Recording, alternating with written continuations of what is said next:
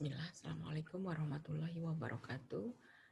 Alhamdulillah kita masuk ke minggu ke-15 untuk pengantar ilmu ekonomi ya. Ini merupakan topik terakhir yaitu tentang kebijakan, neraca pembayaran dan pengantar perdagangan internasional. Jadi kita mulai saja materinya ya, Ibu share di sini. Oke.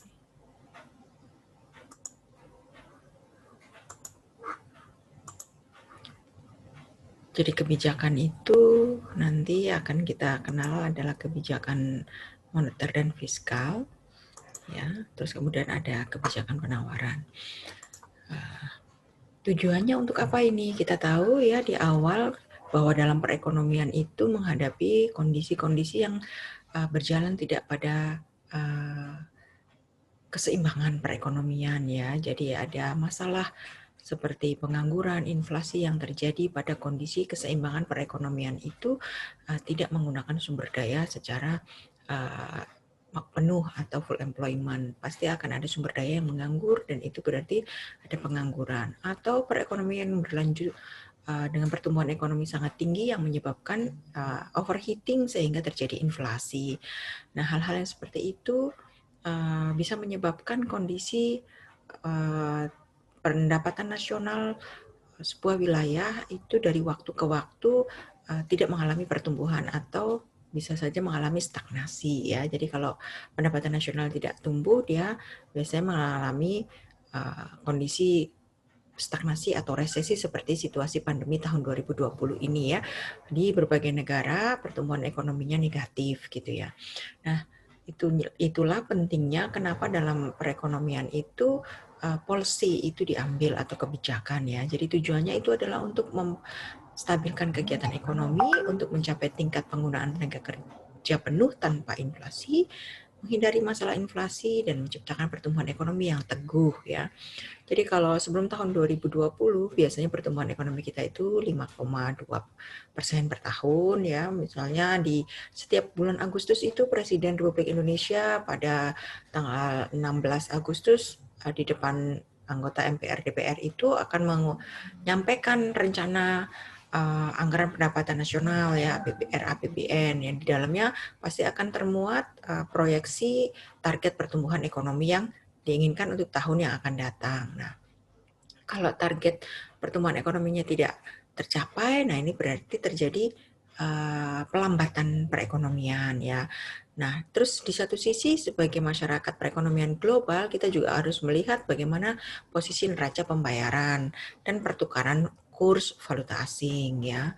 Jadi menstabilkan kegiatan ekonomi itu bisa dinilai dari tingkat penggunaan tenaga kerja tinggi. Jadi serapan tenaga kerja atau angkatan kerja dalam sebuah wilayah itu tinggi atau presentasi angka penganggurannya rendah ya. Itu adalah salah satu indikator kestabilan ekonomi. Kemudian tingkat-tingkat harga juga tidak menunjukkan perubahan yang berarti. Artinya perubahan barang-barang secara umum dari waktu ke waktu itu tidak lebih dari 10%. Itu masuk inflasi moderat ya. Kalau di atas 10% itu secara agregasi atau secara hampir keseluruhan barang-barang kebutuhan masyarakat itu bisa menimbulkan kondisi overheating ya atau perekonomian yang tidak stabil. Kemudian kita juga mengharapkan keseimbangan kegiatan ekonomi itu dilihat dari neraca perdagangan dari ekspor dan impor, serta lalu lintas modal dari dan luar negeri atau capital inflow dan capital outflow ya. Nah, biasanya kita kenalkan kebijakan itu berupa kebijakan fiskal ya pertama. Jadi kemudian kebijakan moneter dan segi penawaran. Kebijakan fiskal ini apa?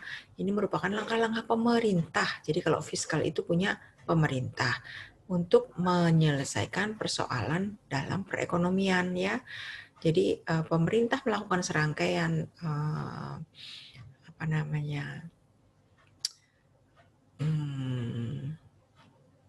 kok Ibu lupa sih, pemerintah melakukan serangkaian program pembangunan lewat pengeluaran pemerintah ya. Jadi APBN itu ada anggaran belanjanya. Nah, anggaran belanja itu adalah anggaran pengeluaran pemerintah untuk mempengaruhi pengeluaran agregat dalam perekonomian. Sementara kalau kebijakan moneter itu apa? Ini adalah langkah yang diambil oleh bank sentral ya, tentu dengan koordinasi pemerintah di sini adalah sektor keuangannya, moneterisnya ya, untuk mempengaruhi penawaran uang dalam perekonomian ya, atau merubah suku bunga untuk memengaruhi pengeluaran agregat ya. Nah, sementara kalau kebijakan segi penawaran apa? Ini tujuannya untuk meningkatkan efisiensi kegiatan perusahaan. Biasanya ada insentif pajak diberikan atau stimulus subsidi bahan baku atau subsidi input ya untuk meningkatkan efisiensi produksi sehingga harga output yang dihasilkan bisa kompetitif karena dengan harga yang efisien penetapan harganya bisa bersaing khususnya nanti dengan pasar luar negeri. Nah, kebijakan sedikit penawaran ini biasanya fokus pada bagaimana stimulus untuk meningkatkan etos kerja ya, partisipasi kerja, kemudian meningkatkan semangat entrepreneur nih untuk meningkatkan efisiensi produksi, pengembangan infrastruktur dan juga pengembangan kegiatan sektor usaha swasta.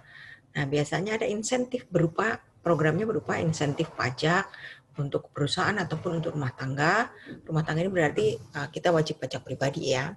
Kalau untuk usaha wajib pajak bisa badan atau badan usaha ya.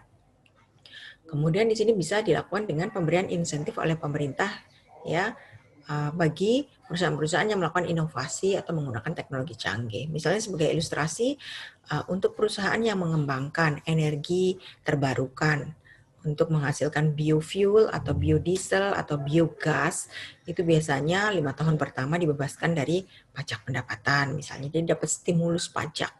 Itu adalah salah satu contoh-contoh kebijakan segi penawaran. Nah, kalau kebijakan ini tadi sudah dipaparkan ya, bahwa moneter itu bank sentral, fiskal adalah pemerintah. Bedakan ini ya. Nah,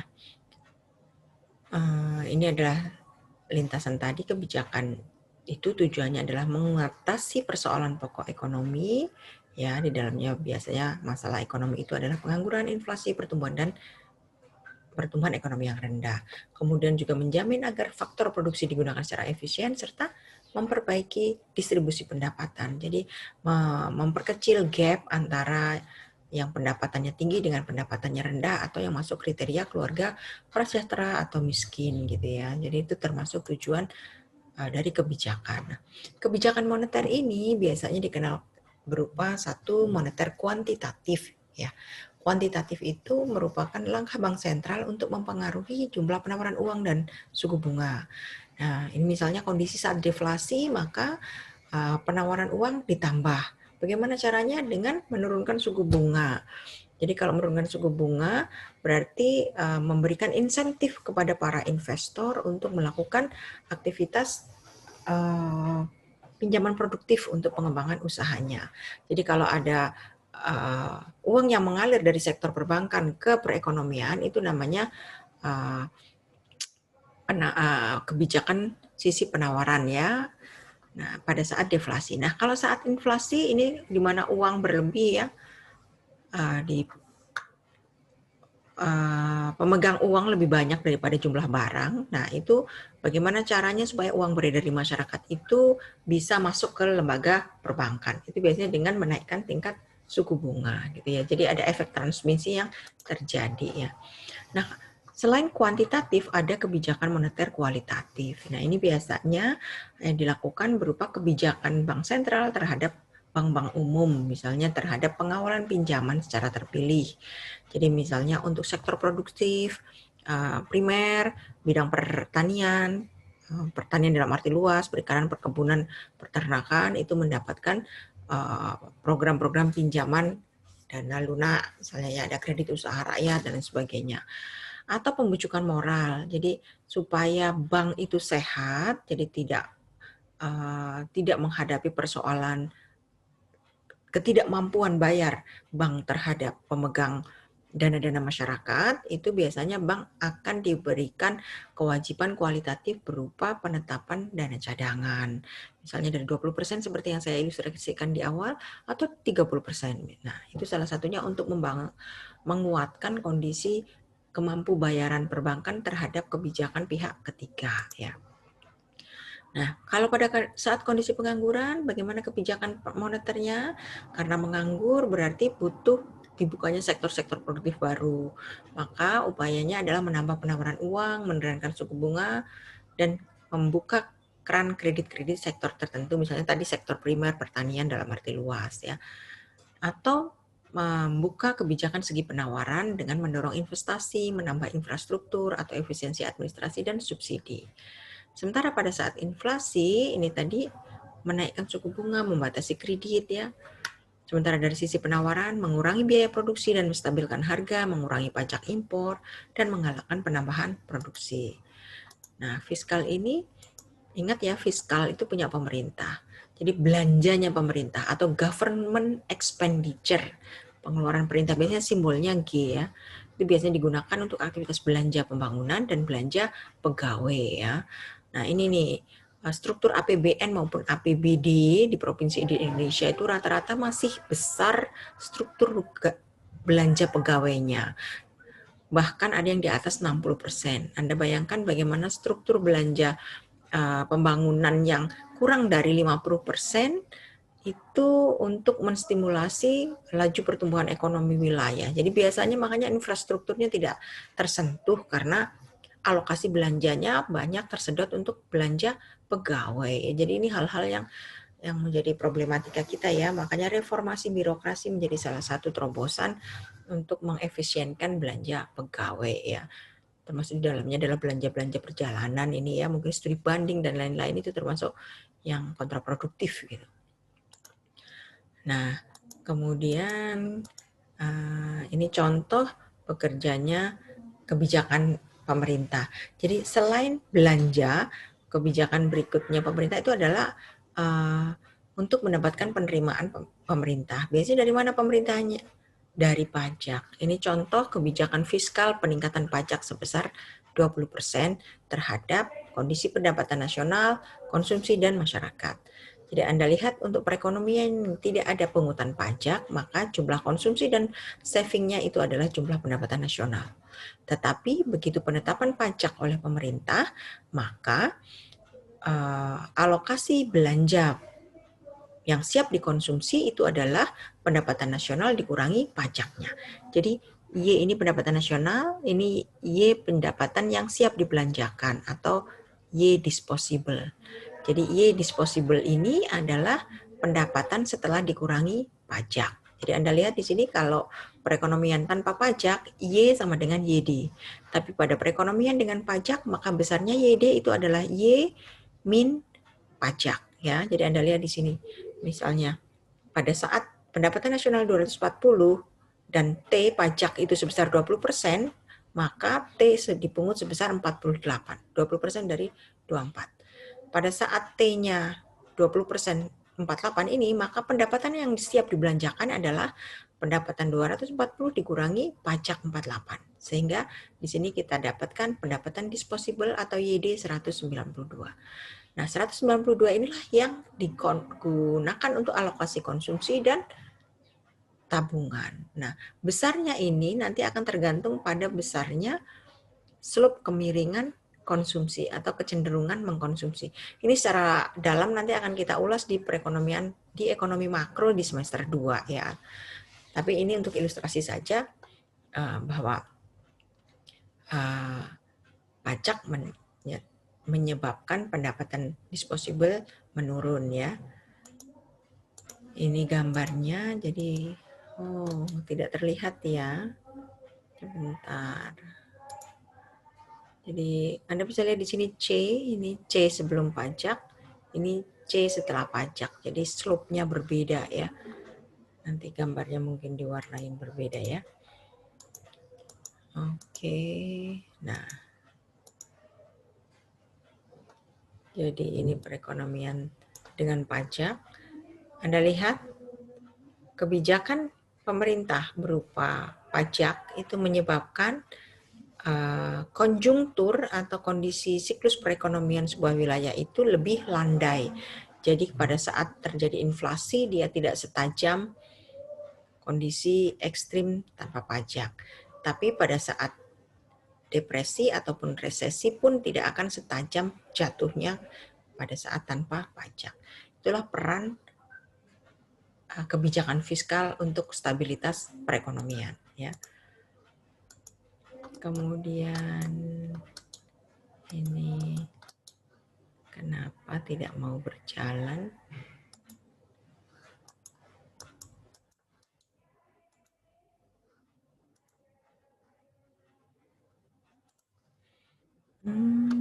Mungkin desain ininya ya, sebentar. View-nya saya ganti grayscale. Oh ya. Oke, di sini sekarang lebih jelas. Oh, tapi di slideshow tetap ya. Oke, kurang bagus sepertinya. Ini adalah situasi kebijakan yang bisa dilakukan pemerintah saat situasi masalah pengangguran dan inflasi, ya. Jadi misalnya nih, untuk mengatasi pengangguran, maka kebijakan fiskalnya adalah mengurangi pajak dan menambah pengeluaran pemerintah untuk membuka sektor-sektor usaha produktif, ya. Jadi bisa saja dengan program-program bantuan e-warung, atau kalau untuk ini masyarakat prasejahtera itu ada program rumah pangan lestari, ada program bantuan tunai langsung, itu ya, itu untuk mengatasi pengangguran. Sementara dari penawaran mendorong investasi tadi seperti yang sudah dipaparkan di awal. Nah, kalau saat inflasi bagaimana fiskal seharusnya? Nah, ini biasanya pajaknya.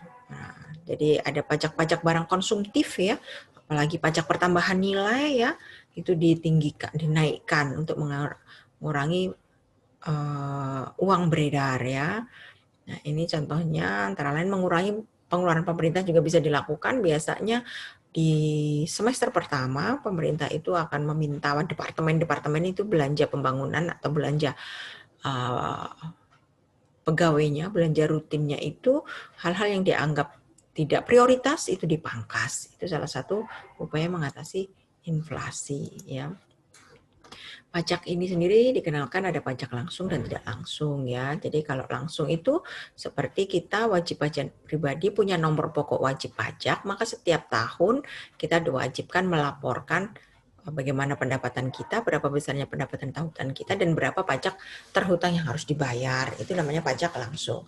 Nah, ada pajak tidak langsung, ini dibebankan pada pihak lain. Contohnya pada saat Anda makan di restoran, atau mungkin menginap di hotel, atau Anda melakukan pembelian konsumsi barang-barang, itu apa yang Anda makan, yang Anda konsumsi, yang Anda pakai, yang Anda beli itu sudah termasuk pajak pertambahan nilai. Itu bagian dari pajak tidak langsung yang dibebankan pada konsumen. Nah, pajak itu juga ada pajak regresif dan pajak proporsional. Jadi regresif itu dia menurun dengan semakin tingginya pendapatan, misalnya pajak impor dan pajak penjualan. Kalau proporsional, semakin tinggi pendapatan, maka pajaknya akan semakin besar. Ini ilustrasinya pada saat pendapatan.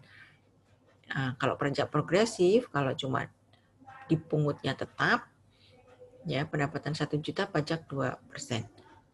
Oh, ini progresif ya. Jadi kalau begitu lebih dari 1 juta dipungut pajaknya 3%, seperti itu. Kalau pegawai negeri misalnya golongan 1 dan 2 tidak dipungut pajak. Golongan 3 pajak 5%, pajak pendapatan ya.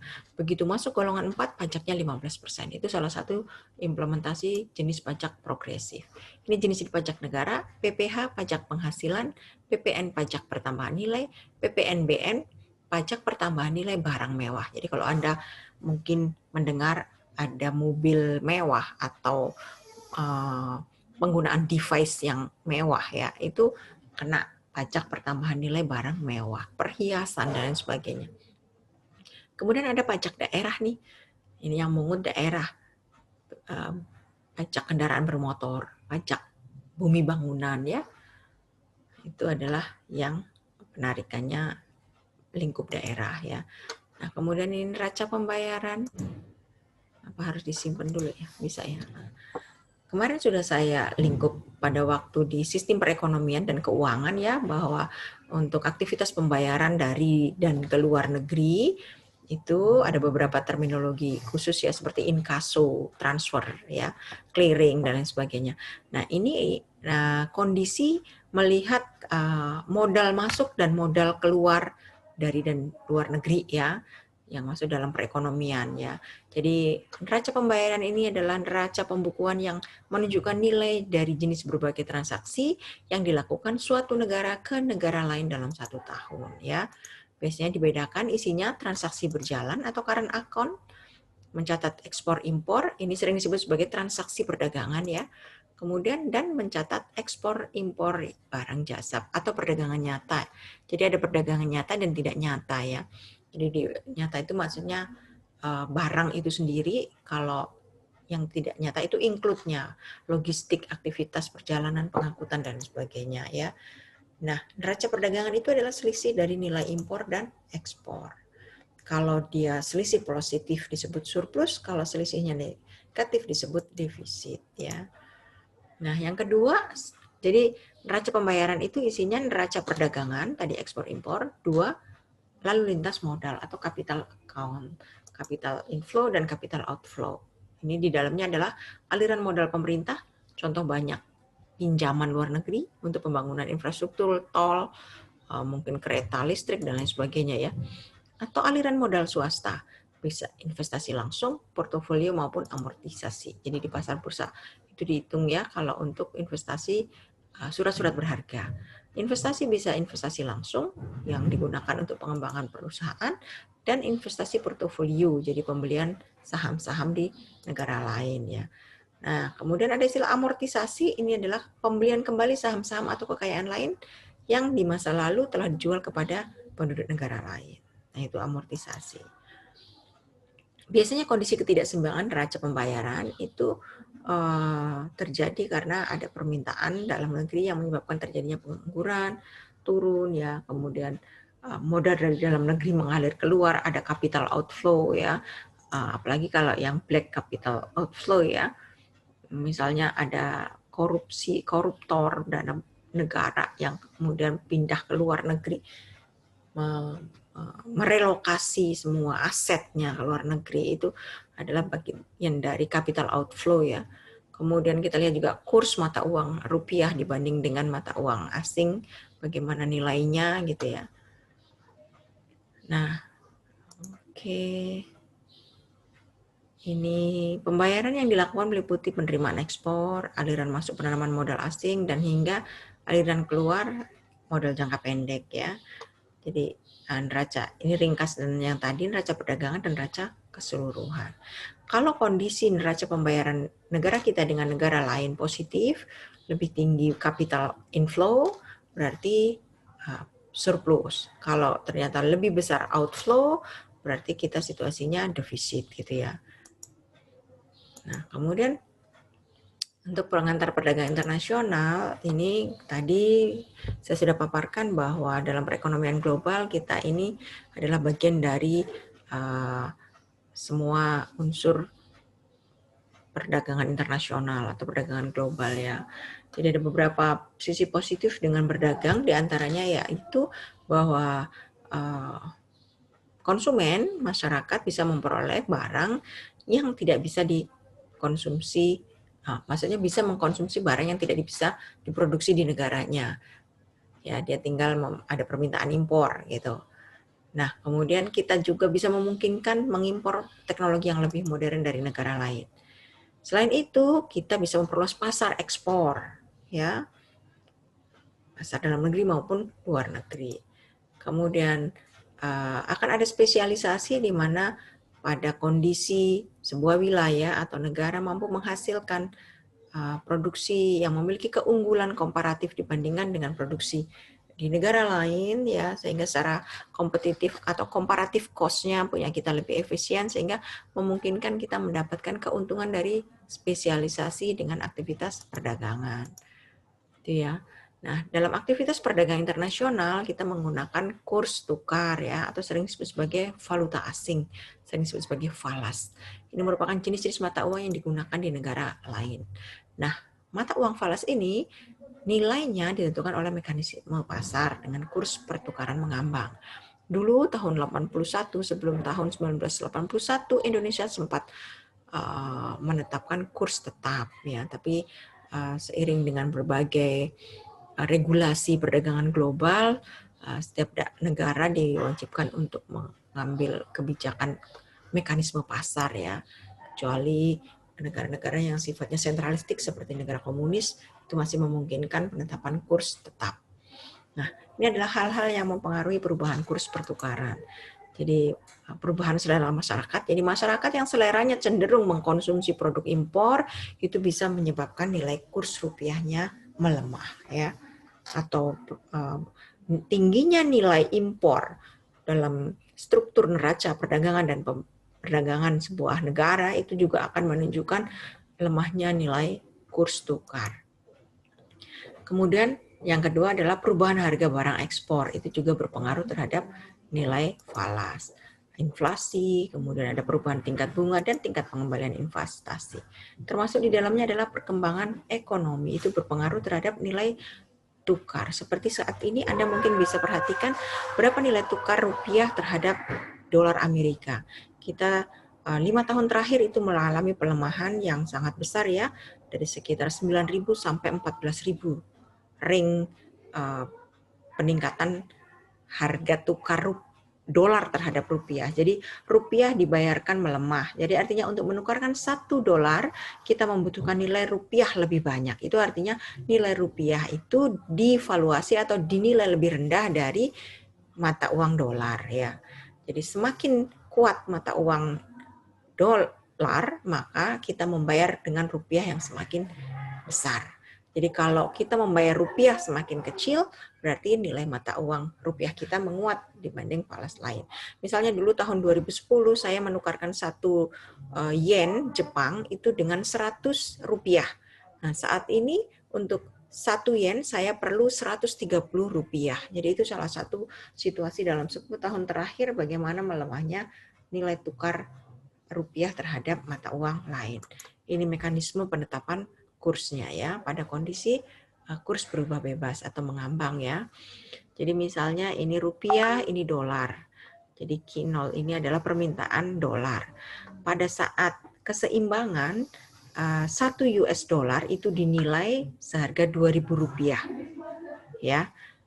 Nah, pada saat penawarannya ada di penawaran rupiah banyak di titik 3.000 ya, kita mohon maaf gini. Pada saat pengguna rupiah itu memiliki rupiah lebih banyak dan ternyata dolar yang tersedia sedikit ya. Misalnya di sini S yang diminta adalah yang ditawarkan dolarnya yang ditawarkan rupiahnya adalah di titik N. Tetapi yang meminta karena masyarakat meminta rupiahnya sedikit, dia hanya di titik M, maka di sini rupiah dinilai menjadi lebih rendah. Ya, tadinya 1 US dollar ditukar dengan 2.000, tetapi karena yang memegang rupiah lebih banyak daripada yang meminta rupiah, sehingga nilai tukar rupiahnya turun. Sehingga untuk 1 dolar ditukar dengan 3.000 rupiah. Nah, pada saat kondisi yang memegang rupiah sedikit di titik A misalnya, dan ternyata yang meminta rupiah banyak, jadi semua aktivitas perekonomian makanya dihimbau untuk menggunakan rupiah, sehingga permintaan akan rupiahnya naik. Pada saat rupiah di titik B, sementara yang ditawarkan hanya di titik A, maka rupiah dinilai menjadi tinggi. Menjadi 1 US dollar ditukar dengan 1.000. Jadi kalau masyarakat kita lebih banyak meminta dolar dan tidak mau memegang rupiah, jadi kalau Anda nyimpen dalam deposito dalam dolar, kemudian pembelian saham-saham perusahaan asing, artinya nanti akan bayar impor. Jadi makanya kalau banyak konsumsi impor, kita pembayaran dengan nilai dolarnya akan lebih tinggi, sehingga kita membutuhkan lebih banyak dolar. Pada saat permintaan dolar naik, orang nggak pada mau pegang rupiah, sehingga itu rupiah dinilai menjadi rendah karena dolarnya lebih banyak diminta. Itu adalah mekanisme penentuan nilai tukar rupiah yang terjadi karena kita bertukar perdagangan ya. Oke, sampai sini ada pertanyaan. Ini adalah salah satu hal yang menyebab penggunaan kurs ya, tapi kita tidak menggunakan untuk yang kurs tetap ini. Demikian topik kuliah kita di minggu ke-15. Kalau ada pertanyaan mungkin kita bisa diskusikan di WhatsApp group ya. Terima kasih atas perhatiannya. Dengan ini kuliah saya akhiri. Selamat belajar. Kita persiapkan untuk ujian akhir praktikum di minggu depan ya, karena minggu ini kita sesi ini, mungkin kita bisa cek minggu depan tanggal 25 tanggal merah ya. Nanti Ibu akan informasikan untuk ujian praktikum dan ujian akhir semesternya waktu tepatnya ya. Jangan lupa cek LMS-nya. Terima kasih untuk hari ini. Semoga Allah selalu menjaga kita semua dalam kebaikan. Saya akhiri, Assalamualaikum warahmatullahi wabarakatuh.